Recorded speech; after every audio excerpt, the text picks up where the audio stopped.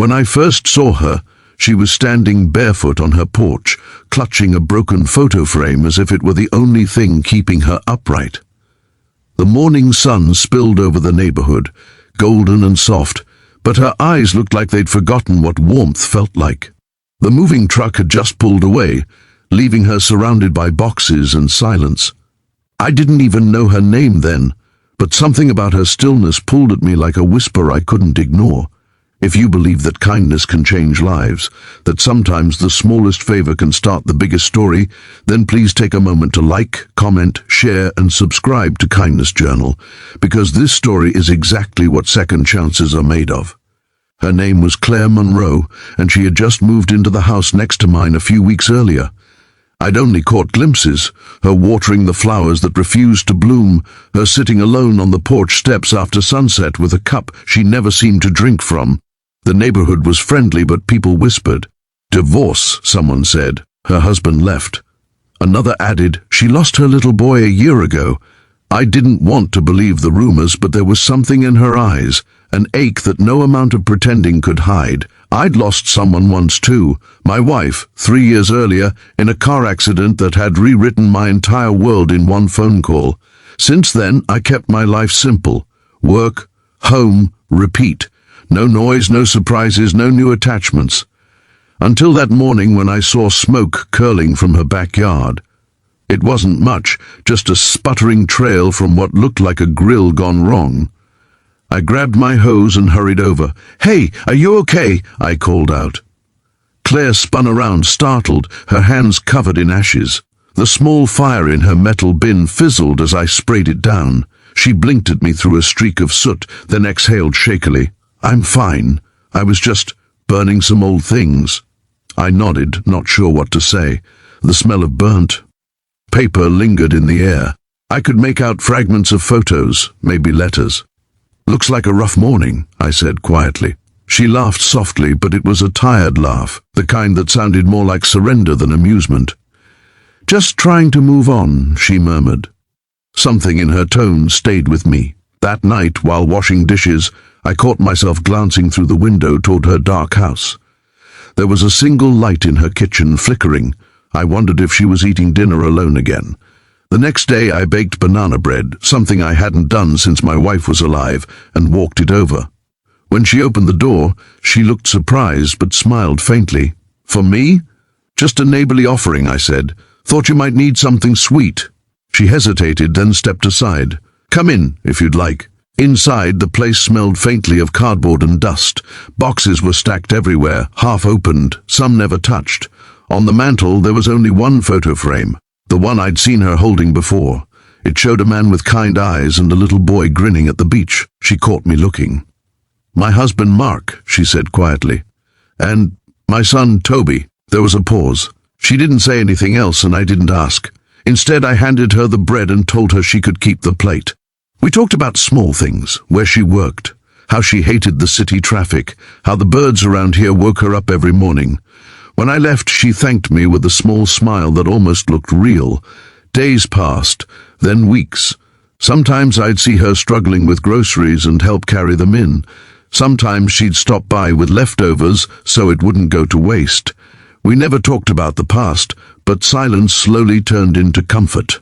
One Saturday afternoon, I was fixing the fence between our yards when I heard soft sobs. I turned and saw Claire kneeling in the dirt beside a patch of wilted tulips. She was holding a small toy truck, its paint chipped, its wheels missing. My heart clenched. "I used to plant flowers with Toby," she whispered without looking up. "He used to drive his little trucks through the mud while I worked. He called them his garden monsters." Her voice broke. "I thought maybe planting again would help me feel close to him, but nothing's growing anymore." I knelt beside her. "Maybe they just need a little more time," I said gently. She looked at me then, eyes red and raw, and asked something that caught me off guard. "Do you ever stop missing them?" The question hung between us. I wanted to give her hope, but honesty won. "No," I said softly, "you just learn to live with the missing."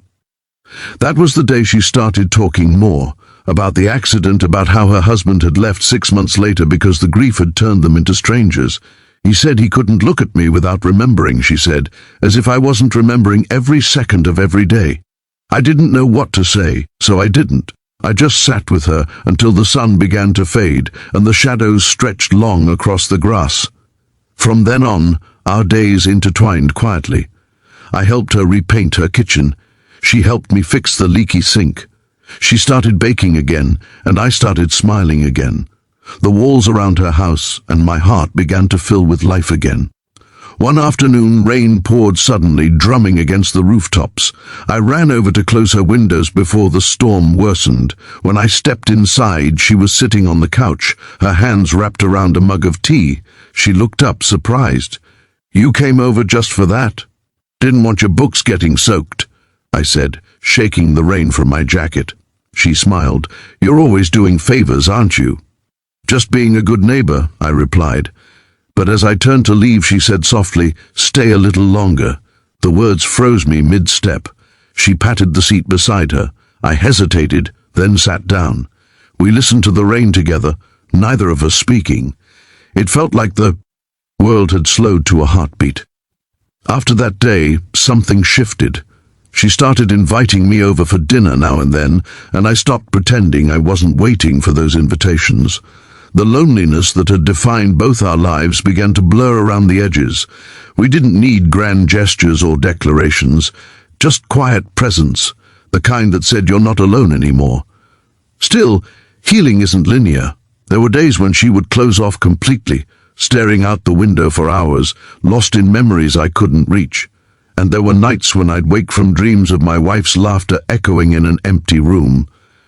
We were both haunted by what used to be, but somehow sharing the silence made it bearable. One morning, I found her porch empty, no coffee mug, no sign of her. A note was taped to my door, "Gone to visit Toby's grave, needed to do it alone. Thank you for being here when I couldn't be." That single note made my stomach twist. I spent the whole day restless. Evening came, and still no sign of her. When I finally saw her headlights pull into the driveway, I hurried out. She stepped from the car, her eyes swollen but calm. "I told him about you," she said softly, "about the neighbor who kept showing up, about how you helped me remember life still has pieces worth holding on to." I swallowed hard. "What did he say?" She gave a trembling smile. "He said he's glad I'm not alone anymore." It was the first time I saw her smile reach her eyes. From then on, we stopped pretending we were just neighbors. We didn't call it love, not right away. We called it healing. We called it company. But one evening, as we sat watching the sunset from her porch, her hand brushed mine and stayed there. No words. Just quiet understanding between two broken hearts learning to beat again. Months passed, and the garden that had once been lifeless began to bloom. Bright tulips, daisies, even sunflowers. She said it felt like Toby's way of saying hello. I helped her build a small wooden bench beside the flower bed, and we carved his initials into it. She cried softly as I did, but this time her tears carried peace, not pain. One late afternoon, I came home from work and saw her waiting by my fence. She was holding that same photo frame, the one with her husband and son, but now there was something different. She'd replaced the cracked glass and tucked a new photo behind the old one. It was a picture of us in the garden, covered in dirt and laughter. "I think I'm finally ready," she said quietly. "Ready for what?" I asked. "To start living again." She looked at me, and I knew she meant with me. That night, as the sun dipped below the horizon, I realized something powerful. Sometimes love doesn't arrive as a storm. Sometimes it comes softly, disguised as a favor for a neighbor. It starts with helping put out a fire and ends with finding warmth again in someone's presence. We never forget those we've lost, but maybe, just maybe, they send us the people who can help us carry the weight of remembering. If this story touched your heart, if you believe that kindness and time can heal even the deepest wounds, please like, share, and subscribe to Kindness Journal. Every story here reminds us that even small acts of compassion can change a life forever. And before you go, comment below, would you have stayed a little longer? If someone asked you the same,